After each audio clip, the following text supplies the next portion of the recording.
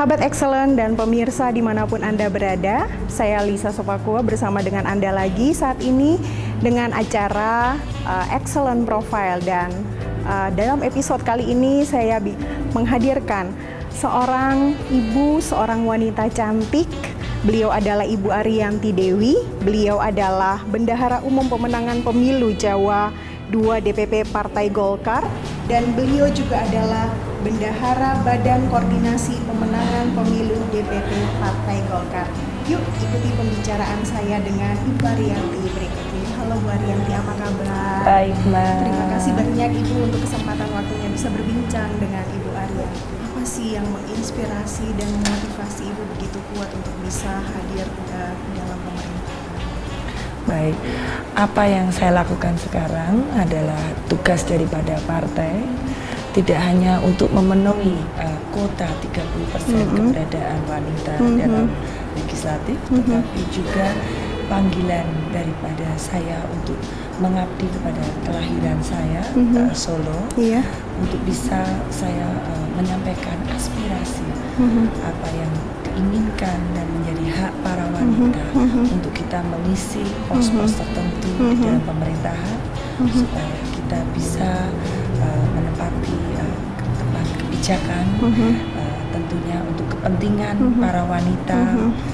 Banyak hal kebijakan yang harus kita kawal, tentunya tidak bisa kita di luar pagar, tetapi kita harus melaksanakan lewat sistem yang ada. Tentunya pilihan dalam hal ini adalah politik. Oke, dan itu adalah jalur yang Ibu pilih untuk bisa mensuarakan aspirasi rakyat, ya Bu ya.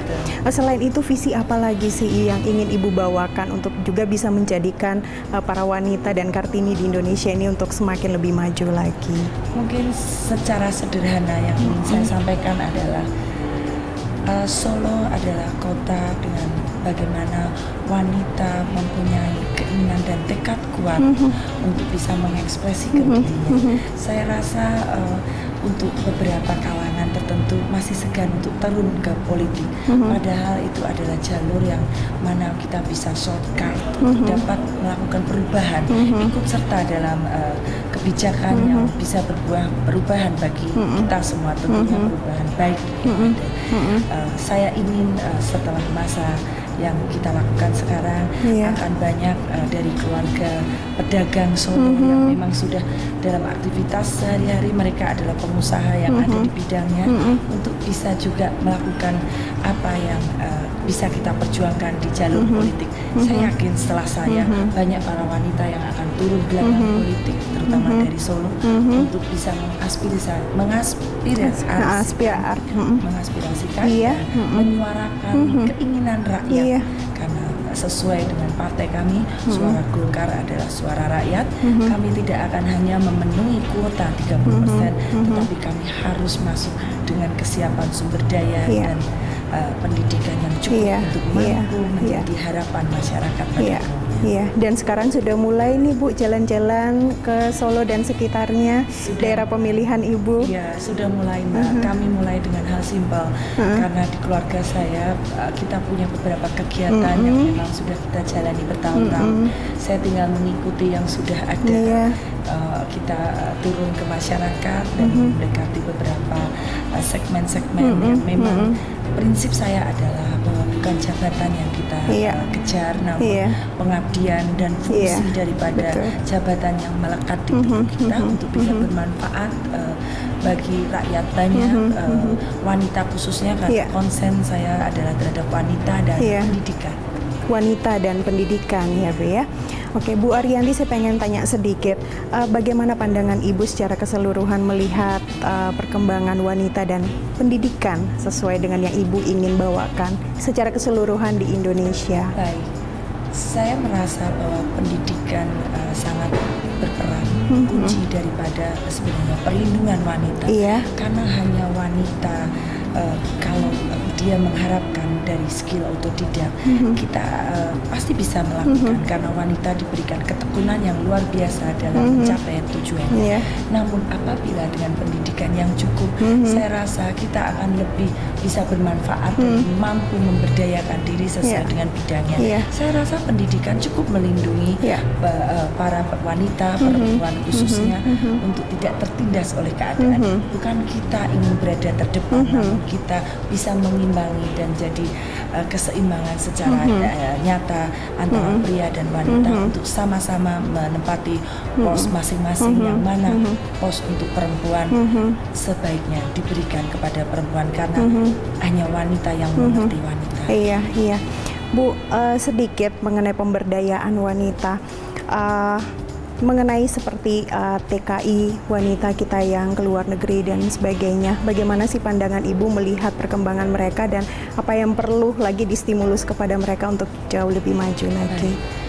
Dari beberapa data, kalau kita sebelum kita bicara mengenai bagaimana TKW, bagaimana TKI kita harus keluar untuk mengadu nasib, sebenarnya kita tidak usah terlampau jauh. Kita berpikir angka daripada 85% contoh keguguran atau aborsi atau tingkat adalah wanita dilatar belakangi oleh ekonomi, sehingga kita akan pasti meyakini bahwa apa yang mendorong besarnya angka TKI ataupun TKW yang keluar adalah faktor ekonomi. Bagaimana menyelesaikan atau menghindari permasalahan yang ada? Tentunya kita memberdayakan sumber daya mereka untuk bisa mendapatkan kesempatan pendidikan yang sebaik-baiknya untuk bisa membuat perubahan.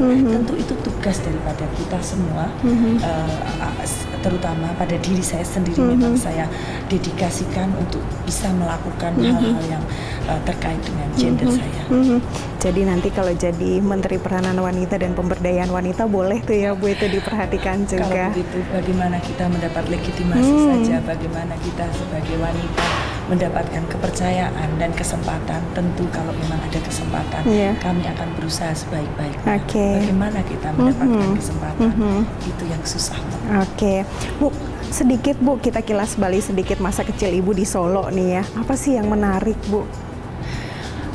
Kita mempunyai cara bergaul yang luar biasa di Solo, di mana karena kotanya kecil sehingga kita saling mengenal dan kekerabatan sangatlah kental di antara kita, sehingga contoh soal pada saat saya mencalonkan diri tidak terlampau sulit saya mengumpulkan teman-teman karena mereka dengan keinginan sendiri berkumpul dan bergerombol mengenali sosok baliho saya dan kemudian mencari jalan bagaimana mereka mendukung dan menyampaikan keinginan saya untuk turut serta. Itu bagian yang menarik dari kebersamaan kami di Solo. Tahun berapa sih Ibu keluar dari Solo? Saya hijrah tahun 95. 95 sudah meninggalkan Solo ya Bu ya. Solo, saya menginginkan sesuatu yang sedikit berbeda dengan keluarga saya. Jadi keluarga saya adalah pedagang batik, semua sekeluarga ada di bidang itu. Tapi saya menginginkan sesuatu yang berbeda. Saya sangat tertarik dengan politik karena saya kadang-kadang tidak sabar. Bagaimana kita mendapatkan keinginan kita dengan shortcut? Saya menemukan jalannya, politik jalannya. Bu Aryani, saya akan kembali setelah yang satu ini ya Bu. Sahabat Excellent dan pemirsa dimanapun Anda berada, pada segmen berikutnya saya akan berbincang lebih jauh tentang value lain di balik kehidupan dan sosok seorang Ibu Ariyanti Dewi. Sesaat lagi, tetap di TV Excellent.